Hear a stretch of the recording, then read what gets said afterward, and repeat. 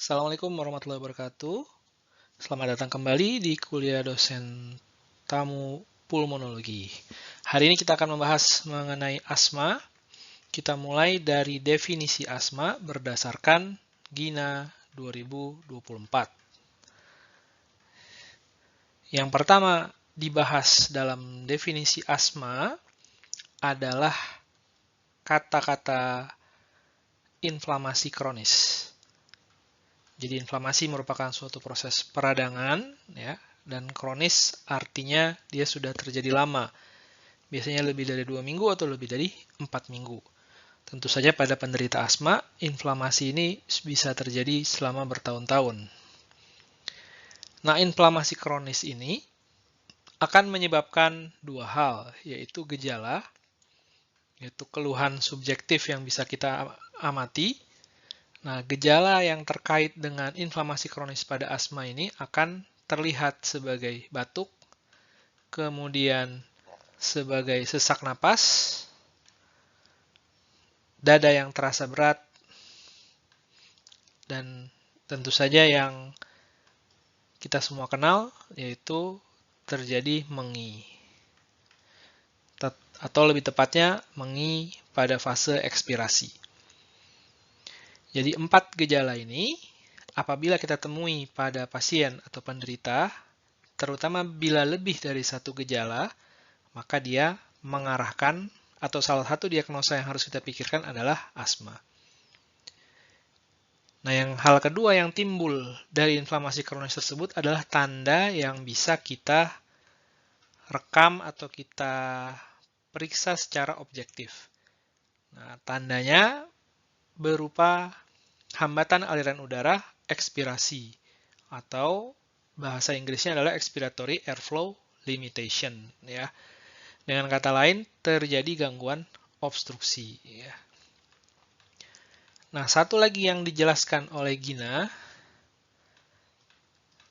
adalah hambatan aliran udara ekspirasi ini dapat menjadi permanen, ya. Jadi ini merupakan perbedaan dengan definisi asma yang klasik, di mana ditekankan pada definisi asma yang terdahulu bahwa perubahan-perubahan yang terjadi ini bersifat reversible. Tapi di Gina itu diterangkan bahwa hambatan aliran udara yang terjadi pada pasien asma dapat menjadi permanen. Bukan berarti dia pasti permanen, tapi dapat menjadi permanen. Terutama pada asma yang tidak diobati dan telah terjadi pada waktu lama. Dalam definisi Gina juga disebutkan dua hal, yaitu berupa hiperresponsivitas saluran nafas. Jadi yang pertama adalah hiperresponsivitas, dan yang kedua adalah atopi. Ya.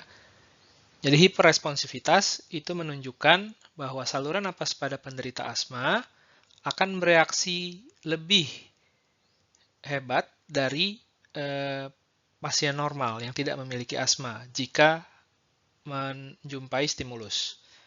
Sedangkan atopi berarti seperti diketahui terdapat perubahan alergik pada saluran napas pasien asma, ya.